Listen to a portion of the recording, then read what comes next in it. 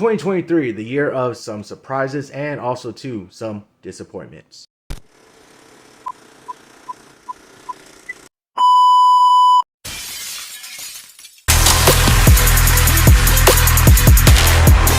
What is happening, guys? Back at you with another video. So I'm continuing on with the 2023 movie videos. This video is going to be the biggest surprise movies and biggest disappointment movies of 2023. So let's go ahead and get into this video, starting off with the biggest surprises of the year for me.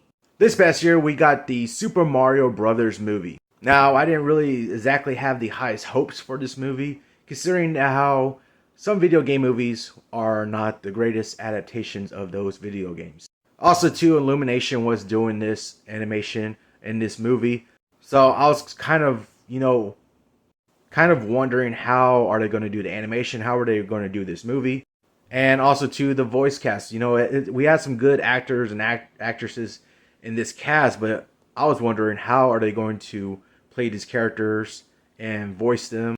So I was just wondering how they're going to pull this off.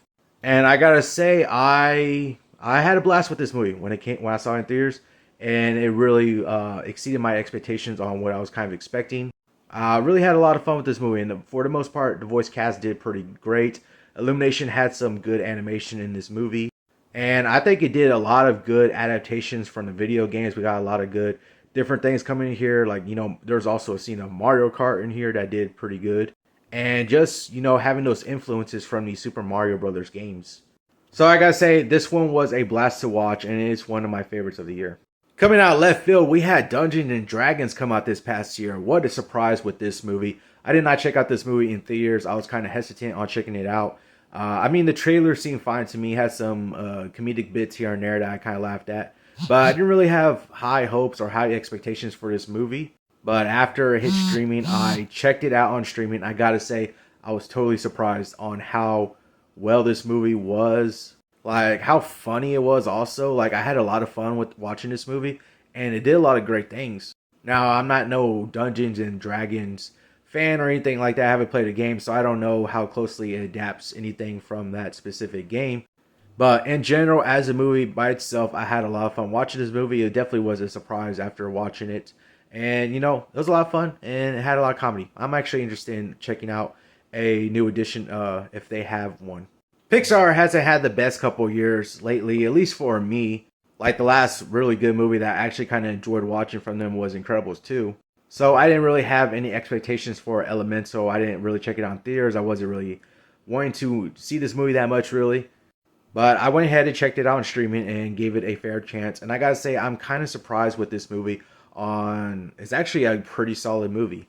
Now, I wouldn't say it's one of Pixar's top best movies, but it definitely was a solid movie from them, and I actually kind of liked it. It sort of plays out like a romantic comedy in a way, and the animation is always good from Pixar, so they definitely had some good animation in this one. But honestly, this was a surprise to me on how much of a solid movie it actually was. Talk to Me was definitely a surprise for me this year. Now, I'm a casual horror movie fan.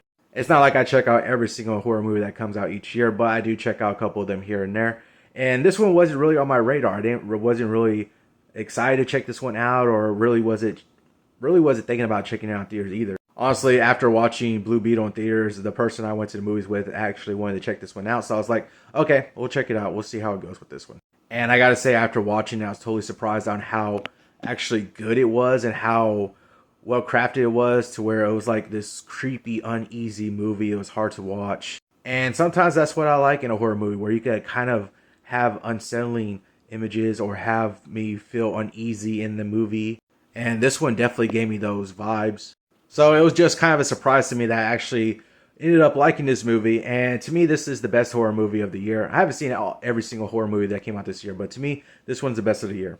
Now, I didn't really have high expectations for Teenage Mutant Ninja Turtles Mutant Mayhem. I was definitely curious on how they were going to do it. And after checking it out in theaters, I gotta say I was surprised on how good of a movie it actually was. Now, I didn't have really high expectations for this movie and didn't know what to expect with this movie. But they actually did a couple good things throughout this movie when it came to the Ninja Turtle characters. I really did enjoy this movie. Definitely one of the best animated movies of the year. Just the way they were able to blend pop culture nowadays with pop culture back then The turtles themselves felt like actual teenagers. And being able to see some of the villains in here, Superfly was very entertaining in this movie, as voiced by Ice Cube. So honestly, I had a lot of fun with this movie. Definitely worth checking out. Now I just recently saw Gran Turismo, and I gotta say, I was really surprised by this movie.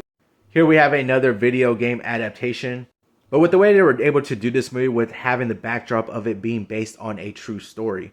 So you're able to have this character, and really the way this movie plays out, it really plays out like a feel good underdog type of story. You see this character go through the struggles and tribulations of life and being able to succeed, and then being able to see him in the end succeed at what he wanted. They did a lot of good things with this movie, the way it was shot and directed. And I really like the way they were able to submerge the simulations of the games within the real world to make it almost seem like we're actually playing along with the game. So this one was definitely a surprise, and it's definitely a well-crafted movie. Godzilla Minus One was definitely another surprise from this past year. Now, I grew up watching some of the Japanese Godzilla movies, and it's been a few years since I've seen any of them. But as a kid, I used to watch them a lot and really enjoy those different movies. But after watching the trailer for this movie, I was definitely curious and definitely intrigued by it. So I went to go check it out in theaters, and I was totally blown away on how well they were able to give us this story in this movie. The way that they were able to just give us this movie where it focuses more on the human character side of the story and being able to have the backdrop of Godzilla, and Godzilla just be a straight up villain, straight up monstrous villain in this movie. As opposed to some of the American made Godzilla movies where I don't really care about their characters or the character story going on in this one. This one was definitely the total opposite, where I actually was feeling and sympathizing with these characters and actually intrigued and interested in their story going on in this movie.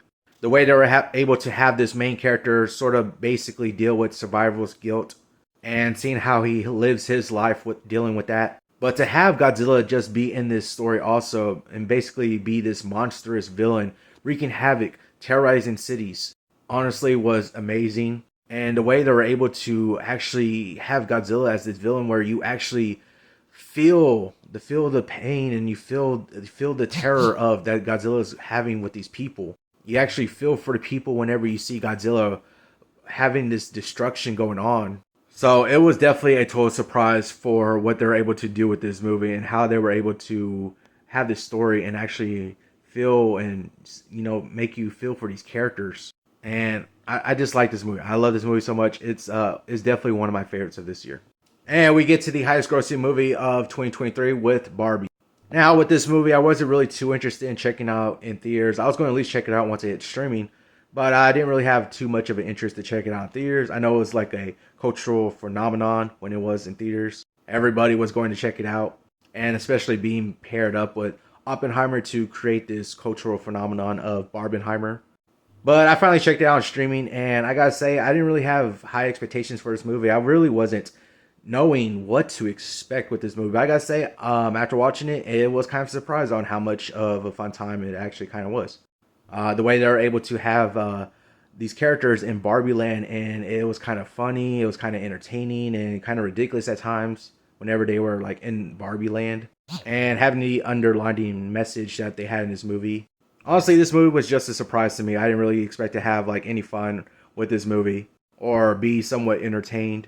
And we get to the last movie that kind of surprised me this past year, and that's going to be Transformers: Rise of the Beast. After a few not so good Transformers movies, some of them that I really didn't like, we got this movie, and I gotta say, after watching it and checking it out, I was kind of surprised on how much of a solid movie it actually is. Now, this movie is definitely not great by any means, but after having a few not so good Transformers movies, and after checking this one out, I gotta say I was surprised on how much I actually kind of liked it. I definitely did like it more than some of the previous Transformers movies we've been getting. And I think it's a solid enough movie. It at least got me intrigued enough to actually see what they're going to be doing next in the Transformers universe. So the surprise with this one is that it actually turned out to be a somewhat solid movie. Now we're going to get into some disappointing movies from the year of 2023. And we're starting off with Coke Bear. Y'all know the word. And the reason why this one was kind of a disappointment to me was it's not like I had high expectations for this movie. I really just went to go see this movie and really was just expecting a dumb, stupid, fun kind of movie. But with this movie, I just got plain stupid, honestly. Like while watching this movie, it honestly wasn't as funny as I wanted it to be. It was definitely kind of stupid at times. And it really was a struggle. It really was hard to get through this movie. I almost just turned it off. So it's not like I had high expectations for this movie. It was just like this movie couldn't really even meet low expectations for me. Expendables 4, How You Hurt Me. Now, look, listen, I know the other three previous Expendables movies are not the greatest, but I like those movies for what they were.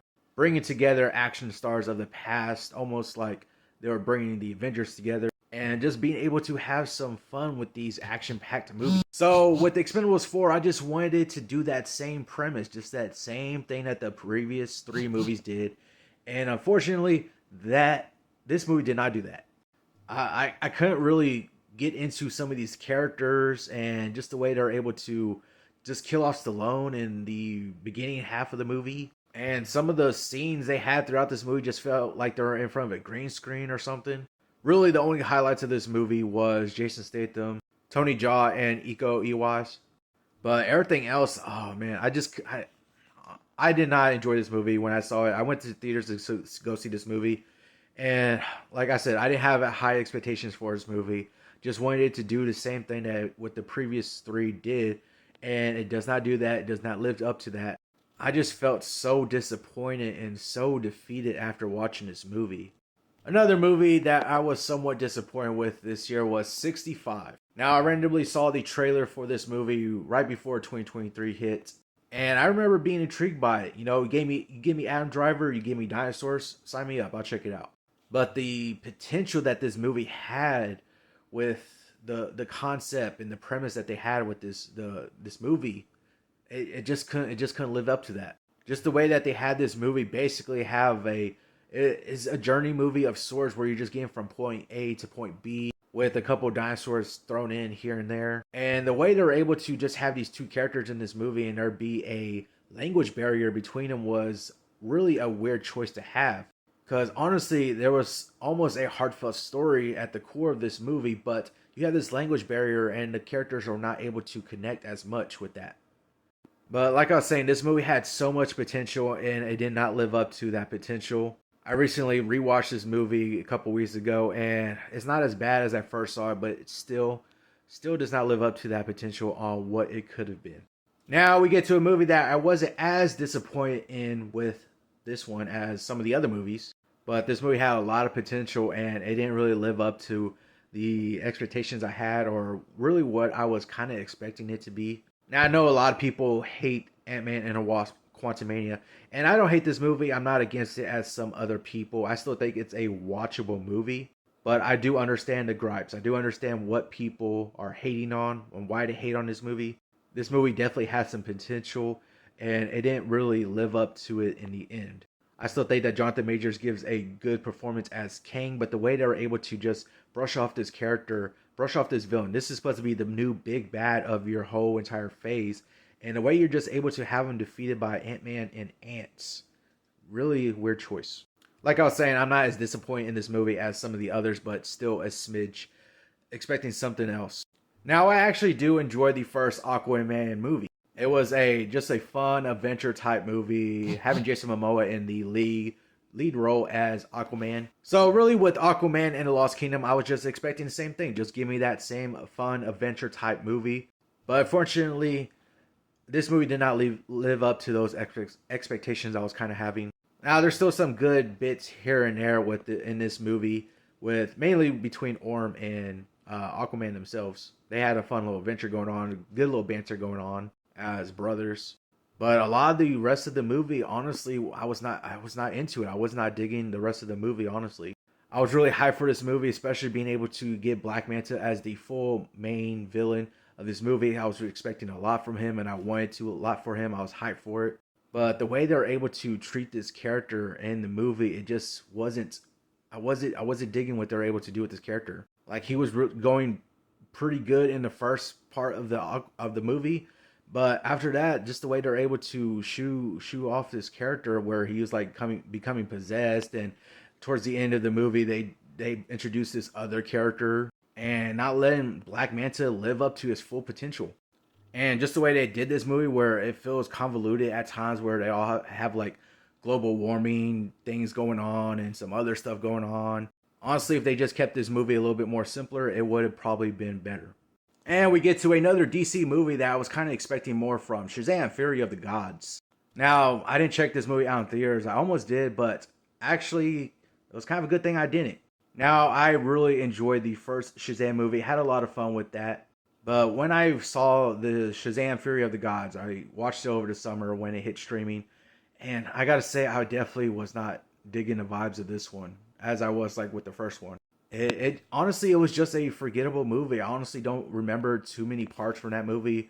Speaking on it a couple months later after seeing it, I mean, Zachary Levi as Shazam was still fun in the role, but other than that, I really didn't like too much from this movie. Like, really, it's not like I had high expectations for this movie. I just wanted it to be as fun as the first one, and I didn't get that with this movie. It definitely was a step down for me, and I just wanted more from this movie. I just wanted to at least have some fun with this movie, but honestly, I didn't get it. So within that sense, it kind of was a little bit of a disappointment. But that would do it for the biggest surprise movies and the biggest disappointing movies of 2023. Let me know down in the comments below, what were some of your biggest surprises and what were some of your biggest disappointments. But that's going to do all for this video. I'll see y'all all next time. Hope you all have an awesome day and see y'all later.